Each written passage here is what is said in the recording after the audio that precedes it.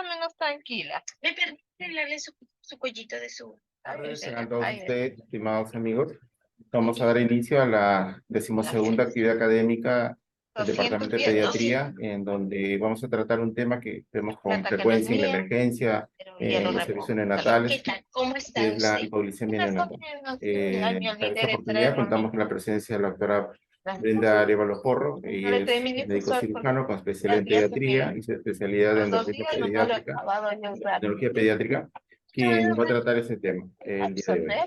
Antes de dar paso a la exposición, pues vamos a presentar a la señorita. Muy buenas tardes con todos. Hoy día vamos a hablar sobre un tema que es prácticamente el trastorno más común en el trastorno metabólico más común en el neonato, ¿no? Que es la hipoglicemia neonatal, que se encuentra frecuentemente en las salas de neonatología y también pues de emergencia. ¿Qué es la hipoglicemia neonatal? La vamos a definir como una hipoglicemia clínica en la que la concentración de la glucosa plasmática está en un nivel tan bajo que con este puede causar signos o síntomas de daño en la función cerebral. A lo largo del tiempo y hasta ahora no se logra establecer un límite específico para decir hipoglicemia neonatal, porque se han hecho varios estudios y aún se encuentra el valor de glucosa bajo en el que se pueden producir esto, pero hay varios consensos, sobre todo de la Asociación Americana, de la Academia Americana de Pediatría y de la Sociedad de Endocrinología Pediátrica, en los que se ha llegado a un acuerdo para tomar algunos valores, que después se los voy a presentar. Es importante para eso, entonces, conocer el metabolismo de la glucosa prenatal. Durante el estado prenatal, el feto va a recibir todos los suministros directamente desde la madre, es decir, pasa a través, por vía transplacentaria, la glucosa, los aminoácidos, los ácidos grasos libres, cetonas, glicerol, que estos en el feto se utilizan como complementos energéticos, ¿no? Pasan directamente. En el feto, durante toda la etapa fetal, tenemos que hay un valor de glucosa que es más o menos estable y es en 54. Hay que tener en cuenta que durante la gestación, el mismo feto no produce glucosa en condiciones normales, ¿no? Entonces, en este periodo también vemos de que la relación de insulina-glucagón es alta. Entonces hay mayor insulina, menor glucagón, ¿no? ¿Esto qué va a favorecer? Va a favorecer la síntesis de glucógeno, que este va a ser almacenado en el hígado y sobre todo se va a producir en el último trimestre con mayor cantidad. También hay la supresión de la glucogenólisis y se suprime también la lipólisis. Esta energía se almacena en el tejido graso subcutáneo, que va a ayudar al recién nacido cuando nace a tomar estos suplementos energéticos. Ahora vemos el metabolismo de la glucosa postnatal. Entonces, durante todo este proceso del parto y en la etapa temprana del nacimiento, hay un incremento en la concentración de catecolaminas, ¿no? Esto estimula la secreción de glucógeno y se produce incluso una mayor proporción de la insulina-glucagón. Entonces, hay una estimulación de la glucogenólisis e inhibición de la síntesis de glucógeno, ¿no? Esto, como lo había mencionado antes, es lo opuesto a lo que estaba en el entorno intrauterino, ¿no? La producción de glucosa a partir de glucógeno provee una glucosa rápida para el neonato en las primeras 10 horas de vida, y también la gluconeogénesis, que se genera a partir de los ácidos grasos libres por un estilo de las catecolaminas, lleva más o menos a una producción de glucosa de 4 a 6 horas. Esto es en un recién nacido a término, ¿no? Que son capaces de realizar la gluconeogénesis también. En el segundo piso, creo. Entonces tenemos que para mantener los valores normales de glucosa, trabaja su hijito producción de de glucosa hepática Soledad, del con niño que Soledad. debe tener tanto reservas adecuadas de glucógeno y de los precursores glucogénicos como los ácidos grasos, glicerol, aminoácidos. Debe tener también la concentración de enzimas hepáticas necesarias para la glucogenólisis y la gluconeogénesis, y también que el sistema endocrino, las hormonas contrarreguladoras, la hormona de crecimiento y cortisol funcionen adecuadamente. Estos tres mecanismos deben estar sin alteraciones para que no se produzca la hipoglicemia. Ahora, hay que conocer también que después del nacimiento hay un periodo de transición en que todo recién nacido va a tener una cantidad baja de glucosa, ¿no? Estas concentraciones bajas de glucosa son transitorias en recién nacidos normales, y esto se debe al cese abrupto de esta transferencia directa de glucosa por vía transplacentaria, y que después ya el nacimiento no va a ser así, sino va a ser ya con la ingesta de la leche. Entonces este suministro de glucosa se vuelve de forma intermitente, ¿no? Tenemos que las concentraciones de glucosa plasmática en el recién nacido sano cae las 2 primeras horas después del parto y llega aproximadamente hasta en 55, y en algunas literaturas mencionan que hasta 25. Este valor de glucosa va a ir gradualmente incrementando, y a partir de las 18 horas se estabilizan entre 45 y 80. Durante las primeras 48 horas, ya a partir de las 48 o 72 horas, el neonato puede tener una glicemia como de un lactante, y a partir del 4.º día ya los valores de glicemia son similares a los del adulto.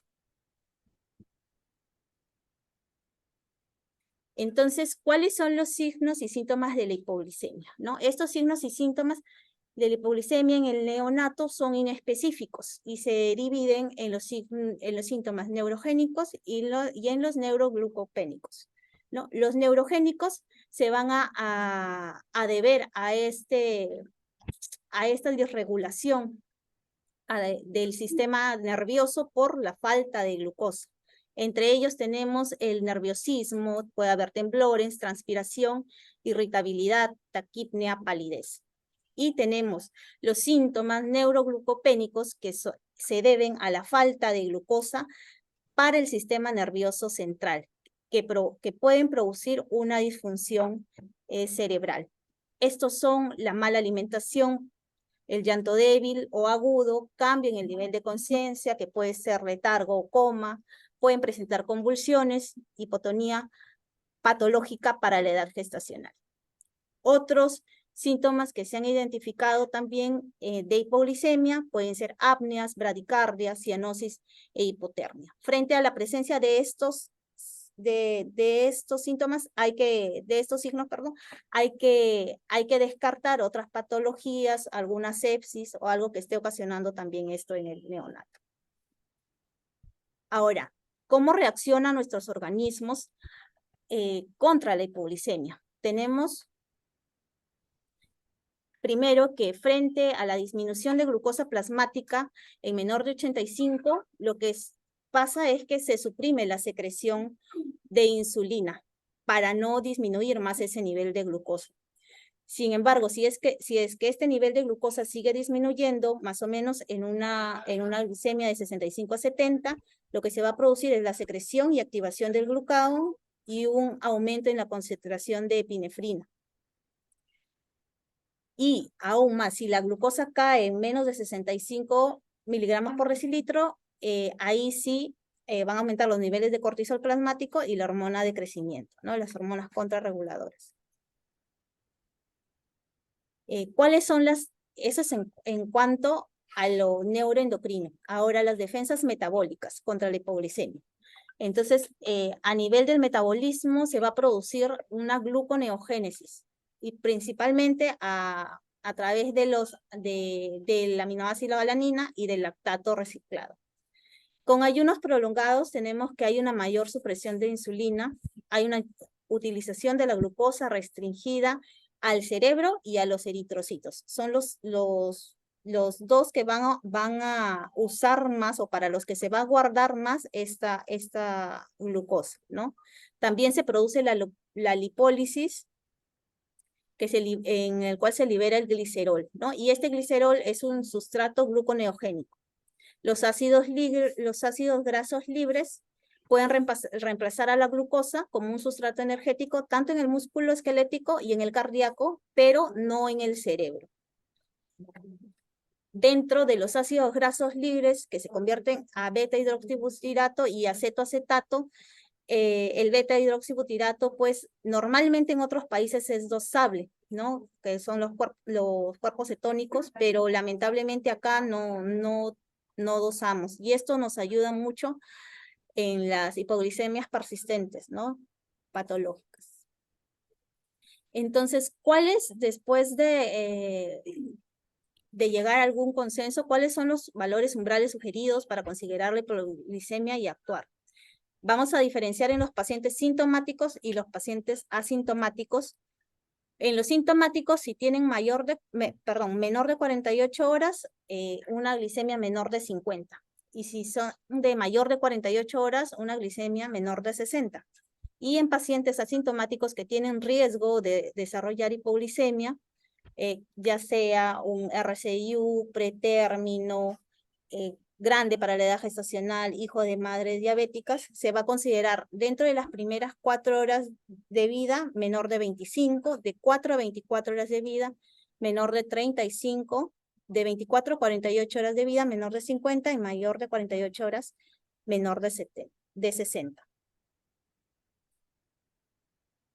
Este es un cuadrito comparativo de los valores que toma la Academia Americana de Pediatría y la Sociedad de Endocrinología Pediátrica, ¿no? En que asumen lo mismo que había mencionado. De 0 a 4 horas se trata de mantener una glucosa mayor de 40, entre 4 y 24 horas tratar de mantener una glucosa mayor de 45 y el tratamiento, si es que hay síntomas, con una glucosa menor de 40. Dentro de las primeras 48 horas, tratar de mantener una glucosa mayor de 50, ¿no? Si esta glucosa persiste menor de 50, ya se puede sospechar de un desorden que cause una hipoglicemia persistente. Después de las 48 horas, la medida de glucosa debe ser mayor de 60. Ahora, ¿cuáles son las causas de hipoglicemia neonatal? ¿No? Tenemos diferentes causas, por ejemplo, una inadecuada reserva de glucógeno y del sustrato, como ocurre en la prematuridad, en los pequeños para la edad gestacional, en los RCIU, cuando hay estrés perinatal, sepsis, asfixia, cuando hay policitemia. El hiperinsulinismo, que es una causa dentro de las causas de hipoglicemia persistente, es una de las más comunes, que puede ser transitorio o puede ser genético también. Tenemos en hijos de madres diabéticas, en los síndromes asociados a, como por ejemplo el Bedwick-Wiedemann, que son recién nacidos macrosómicos, grandes para la edad gestacional, en el síndrome de Soto, en el hiperinsulinismo congénito. En las deficiencias de hormonas de crecimiento, como ocurre en el síndrome de Turner, de Costello, y en el hipopituitarismo, ¿no? Cuando sospechar, por ejemplo, de un hipopituitarismo, cuando hay micropene o cuando haya una alteración de línea media. Y también tenemos los que nos quedan, los errores innatos del metabolismo, ¿no? Cuando hay anormalidades de los aminoácidos, del glucógeno, de la glucosa o de los ácidos grasos. Dentro de ellos se encuentran, por ejemplo, la galactosemia, la deficiencia de acilcoenzima A deshidrogenasa y otros. Ahora, ¿a quién se le debe hacer el screening, ¿no? Para no estar indicando estas tomas que generalmente se indica hemoglucotés en los recién nacidos. Entonces, ¿a quién se le debe hacer el screening? Definitivamente a los lactantes que muestren signos compatibles con hipoglicemia. Los otros son los lactantes que estén en riesgo de hipoglicemia, que son los prematuros, incluso los prematuros tardíos, que sean menor de 37 semanas, los grandes para la edad gestacional, hijos de madres diabéticas, pequeños para la edad gestacional también. También otros factores se han reconocido como el bajo peso al nacer, RCIU, postmaduro, o si el neonato necesita admisión a cuidados intensivos, el uso de hipoglicemia anteoral por la madre, si hay alguna historia familiar de forma genética de hipoglicemia y síndromes asociados a hipoglicemia, como el Wiedemann y otros, Kabuki. Entonces, ¿en qué momento se debe tomar la muestra? Con los síntomas consistentes con hipoglicemia, sobre todo si los síntomas son neuroglicopénicos, ¿no? De acuerdo a los valores que hemos mencionado. En el adulto, por ejemplo, sí está establecido con que los síntomas neuroglucopénicos se dan con valores de glicemia de menores de 50. En el neonato todavía hay una aproximación, pero no es 100%, no está 100% establecido. Cuando hay riesgo de hipoglicemia, en estos pacientes que presentan factores de riesgo para desarrollar hipoglicemia, lo ideal es que se le debe dar la primera toma de leche dentro de la primera hora, ¿no? Y si se retrasa, se recomienda ya realizar la muestra entre los 60 y los 120 minutos de edad. Una vez que se inicia la alimentación, se debe de ir monitorizando la glucosa cada 3 a 6 horas durante las primeras 24 a 48 horas de vida. Y en los recién nacidos asintomáticos, pero que tienen riesgo, las medidas de hemoglucotest se deben realizar cada 3 a 6 horas, hasta que hayan por lo menos unos 3 valores normales de glucosa que sean superiores a 50 en las primeras 48 horas. Ahora, ¿cuál es el manejo de pacientes asintomáticos o que tienen síntomas leves, como por ejemplo tremores? Estos pacientes, lo primero que se indica, y si es que está dentro de la posibilidad del paciente, es la alimentación enteral, ¿no? Entonces, alimentación con leche dentro de la primera hora y después de 30 minutos tomar la medida, ¿no? Considerar estos valores menor de 48 horas, menos de 50 y mayor de 48 horas de vida, menos de 60. Si hay mediciones que persisten bajas como menores de 45 después de 3 tomas de leche, ya se debe de administrar el tratamiento endovenoso.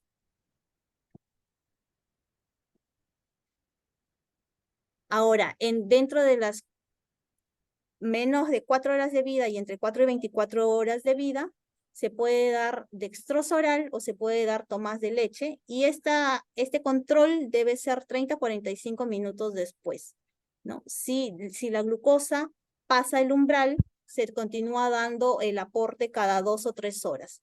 La medición de glucosa que se realice, en este caso siempre va a ser la preprandial. Si la glucosa no pasa el umbral, ya se pasaría al tratamiento endovenoso. Y dentro de las 24 48 horas y mayor de 48 horas de vida, si es que las mediciones de glucosa son menores de 45, después de 3 tomas de leche también se debe de dar el tratamiento endovenoso. En el caso de pacientes con sintomáticos Ya, oye, paga, severos bandido. o con sospecha de hipoglicemia persistente, Mira, yo no soy tu estos yape ni pacientes soy deben de de PRIM, recibir porque desde el primer a momento mí el no me dan tratamiento yape ni endovenoso, PRIM. tener en cuenta que Yo soy para efectivo considerar ahorita. el umbral de Entonces, tratamiento vas a médico, pagar intereses. a diferencia de los otros valores de glucosa, es de una glicemia plasmática de ¿Cómo no? 70 miligramos por decilitro. Entonces, ¿cuándo se debe de sospechar de una hipoglicemia o un desorden persistente? Después de las 48 horas de vida, que es donde se ocurre toda esta hipoglicemia fisiológica transitoria, ya sospechar en una hipoglicemia persistente que siga después de las 48 horas puede ser En los casos que ha sido una hipoglicemia severa, ya haya sido sintomática o con necesidad de dextrosa endovenosa, o la capacidad de mantener una concentración de glucosa en plasma mayor de 50 hasta las 48 horas de vida y mayor de 60 después de las ¿Con 48 almorzar? horas. No. Cuando hay historia familiar de alguna forma genética Ya, me de llaman hipoglicemia pues. y en los síndromes genéticos Me o con llaman pues ahora que están características abajo. físicas anormales, ¿no? Alteraciones de la línea media, Ya pues. Ya, ya. Entonces, ¿cuándo se debe estudiar un posible desorden de hipoglicemia persistente? En aquellos neonatos que tienen alto riesgo de hipoglicemia, cuando persistan con estas hipoglicemias mayor de 48 horas de vida. En el caso del manejo de la hipoglicemia neonatal persistente, se inicia con bolos de dextrosa, pero hay que tener en cuenta que estos bolos no deben ser muy repetidos, porque pueden desencadenar la secreción mayor de insulina y seguir generando la hipoglicemia, ¿no? Se usa un estándar de infusión de dextrosa de 4 a 8 miligramos por kilogramo minuto, pero sin embargo se ha visto que pues en aquellas hipoglicemias severas se ha necesitado incluso la infusión de 25 miligramos por kilo minuto. Como alternativas, el glucagón vía intramuscular o subcutánea es una opción, pero eso no lo tenemos disponible acá en Perú. Ay, por fin. Ahora, dentro de las hipoglicemias persistentes, para llegar a una aproximación diagnóstica, es importante tener el estudio de esta, ¿no? Esto se hace con un estudio de muestra crítica. Entonces, cuando se da esa hipoglicemia, es donde se toman estos exámenes de sangre, incluyendo las hormonas contrarreguladoras, los ácidos grasos libres, amonio, cuerpos cetónicos, lactato, piruvato, cortisol, ACTH, todo el eje hipofisario, la hormona de crecimiento IGF-1 y también importante sería realizar el perfil de acilcarnitinas, que lamentablemente pues es un poco difícil todavía dosarlo, ¿no? O el tándem más se conoce más comúnmente. Y en el examen de orina lo que se debe hacer es buscar ácidos orgánicos en orina, además de los cuerpos cetónicos. Dentro de la aproximación diagnóstica, entonces, tenemos la hipoglicemia, el dosaje de bicarbonato, del beta-hidroxibutirato, lactato y los ácidos grasos libres, ¿no? Si no hay acidemia y está el beta-hidroxibutirato y los ácidos grasos libres bajos, se puede sospechar en un hiperinsulinismo congénito, en un hipopituitarismo o en una hipoglicemia neonatal transitoria o un hiperinsulinismo por estrés neonatal. Si el beta-hidroxibutirato está disminuido y los ácidos grasos libres elevados, un defecto de la oxidación de los ácidos grasos.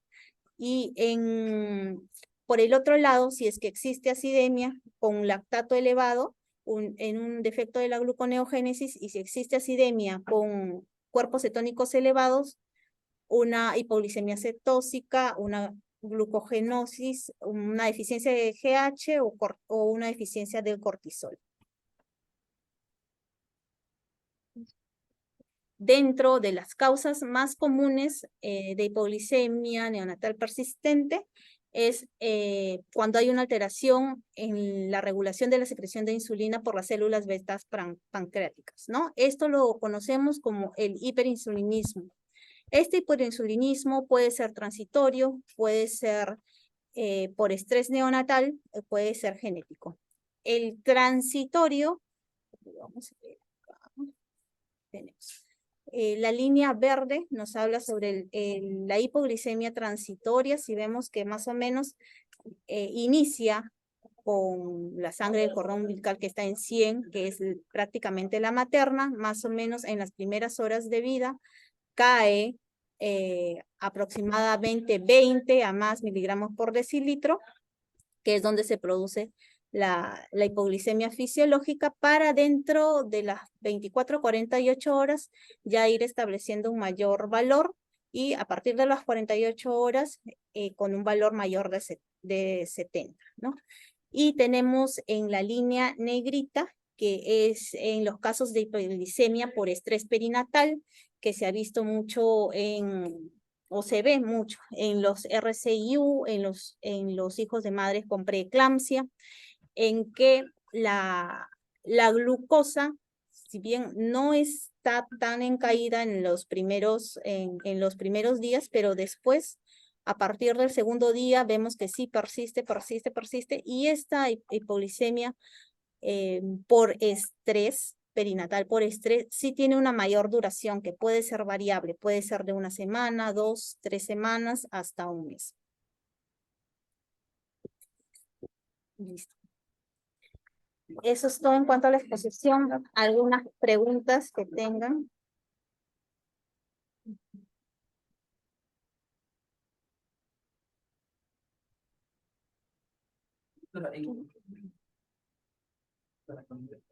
En los casos de las hipoglicemias persistentes, lo ideal es no usar los bolos por el feedback que genera el mantenimiento posterior. Entonces, ¿cuántos bolos o de qué manera es la secuencia correcta para usar los bolos en los ojos? Si es que ya completará la mañana después. No, o sea, se deja el bolo a 2 cc por kilo e inmediatamente se debe de instalar un buen BIG, ¿no? De 4 a 6 hasta 8. Generalmente se usa 6 en neo para evitar que se vuelva a necesitar otro bolo, ¿no? Y si es que está en condiciones, el neonato ya dar una alimentación vía enteral. Se puede usar 1 o 2 bolos, ¿no? Pero ya que es tratar de evitar lo menos posible, hasta 2 bolos. Pero ya que luego tratar de mantener una glicemia, bien sea con un buen BIG o con el aporte enteral de acuerdo a la condición del recién nacido. ¿A cuántos cc por kilo de leche se puede poner el bolo? A 2 cc por kilo, sí, nada más, de dextrosa al 10, sí. 2 cc. Es tan frecuente el ser fundamental como marcador de sepsis severa ¿Cuál? ¿Qué tanto nos podemos fiar? Parece que muchos sepsis severos y varios marcadores son positivos ahí. ¿Qué tanto el hipoglicemia puede ser? Claro, si es que aquí hay que sobre todo tener en cuenta este tiempo de 48 horas, ¿no? Si empezamos a tratar la sepsis, no, debe haber una mejoría y esta hipoglicemia no debería de durar más de ese tiempo, ¿no? Porque si persiste, a pesar, estamos con ya el tratamiento 5 días de sepsis y persisten algunos episodios, así sea 1 al día, hay hipoglicemia. Entonces, ya después de ese tiempo no debería haber. Y hay que tener en cuenta también los factores asociados, ¿no? Si es un RCIU, es un pretérmino, hijo de madre diabética, todos los factores de riesgo que pueden dar también la hipoglicemia.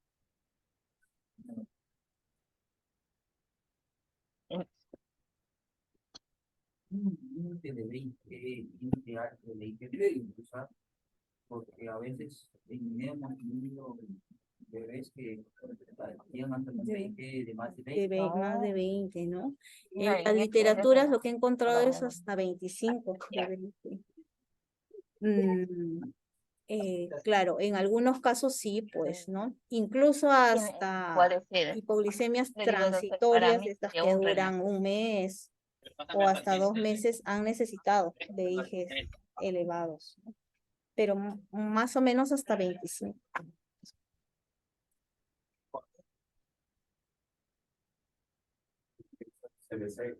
Claro, por CBC, es por vía central, PIC o catéter umbilical.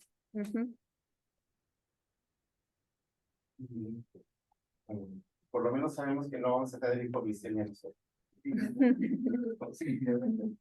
Muchísimas gracias.